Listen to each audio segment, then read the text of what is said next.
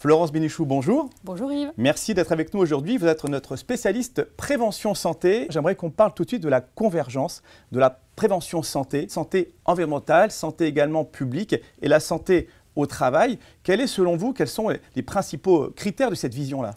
D'abord, je pense qu'il n'y a qu'une seule santé. Ce sont les experts qui la segmentent. Mais l'individu, lui, qu'il vive à la maison, au travail ou dans la société, vit sa santé unique. Donc il n'y a pas plusieurs santé. Ça, c'est une construction, j'allais dire, des experts. Je pense qu'effectivement, d'ailleurs, on a intérêt aujourd'hui à mettre de la convergence sur ces sujets-là. Alors, je l'ai rappelé, vous êtes spécialiste vraiment en prévention des risques psychosociaux. Alors, la question que j'aimerais vous poser, c'est quels sont, selon vous, ces dernières années, les changements notables que l'on a pu constater dans les organisations du travail? Est-ce qu'il y en a déjà? Alors oui, il y a eu énormément de choses en termes de changements dans les 20 dernières années. Clairement, on a eu 3 éléments majeurs qui ont transformé le travail. On a eu l'hyperfinanciarisation des entreprises. On a eu, j'allais dire, l'hyper-digitalisation. Et le 3e élément fort qui est intervenu, c'est ce que j'appelle l'excès de procédures. Autant les procédures sont utiles, mais l'excès de procédures a entraîné effectivement d'énormes tensions dans le travail, qui fait que les gens se sont retrouvés à devenir comme des machines. Et donc derrière ces 3 éléments, il y a une intensification forte du travail, avec des conséquences évidemment pour la santé des individus, mais aussi pour la santé des organisations. Donc cette intensification forte du travail a eu effectivement des conséquences très notables avec des pathologies nouvelles. Vous avez parlé, expliqué ces changements très clairement, mais est-ce qu'au niveau des risques, vous avez constaté l'apparition ou pas de nouveaux risques pour les salariés? Oui, clairement. Je dirais qu'il y a 3 niveaux de risques aussi qu'on connaît très bien dans nos univers.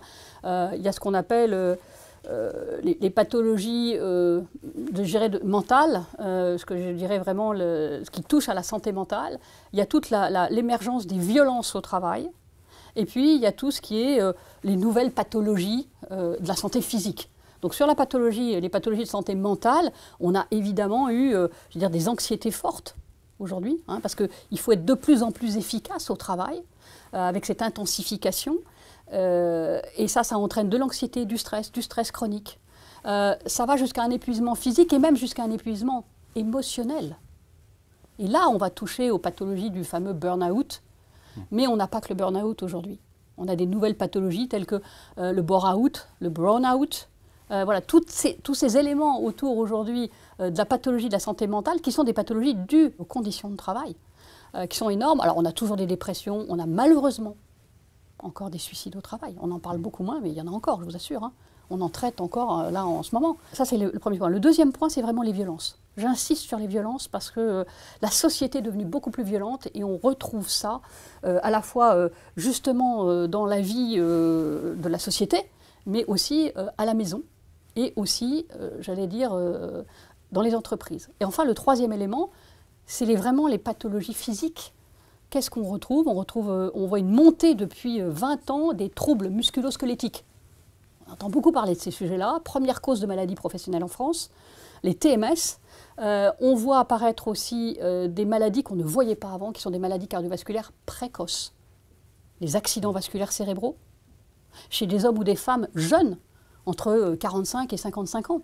Alors que l'accident vasculaire cérébral, c'était une maladie de la grand-mère. Et en dernier lieu, je parle de l'infarctus du myocarde qu'on voit apparaître de plus en plus chez les gens jeunes. Ce qui est très important à dire, c'est qu'en France, on est très bien traité quand on fait un infarctus. En revanche, si on veut éviter de faire un infarctus, ce n'est pas en France qu'il faut vivre. Il faut aller dans les pays nordiques, en Suède par exemple, où eux, ils ont une vraie culture de la prévention. Donc je pense que dans notre pays, on a beaucoup à progresser sur cette culture de la prévention. Est-ce que pour autant, ça veut dire qu'il faut repenser totalement cette prévention santé au travail, au regard de ce que vous venez de nous expliquer, et ces risques nouveaux qui sont apparus? Oui. Oui, je crois qu'aujourd'hui, ce qu'il faut être bien clair, c'est de dire que d'abord, ça n'est jamais le travail qui rend malade. Ce sont les conditions dans lesquelles on l'exerce. Le travail, c'est la santé. Le travail, c'est la santé. Tout à fait raison, finalement. Bien sûr. Et il avait raison, parce que c'est très constructeur pour l'individu d'avoir un travail. Il y a beaucoup plus de gens malades qui n'ont pas de travail que ceux qui ont un travail. Donc oui, évidemment, mais en revanche, ce sont les conditions dans lesquelles on l'exerce. Et les conditions, c'est quoi? C'est 2 choses principales.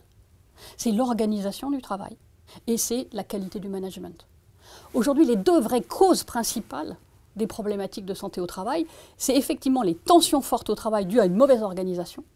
Et de l'autre côté, c'est le manque de reconnaissance, le manque de soutien des managers vis-à-vis de leurs équipes. Et donc cette non-reconnaissance crée un absentéisme, puisque les gens se disent puisque on ne reconnaît pas mon travail, pourquoi j'en ferai plus?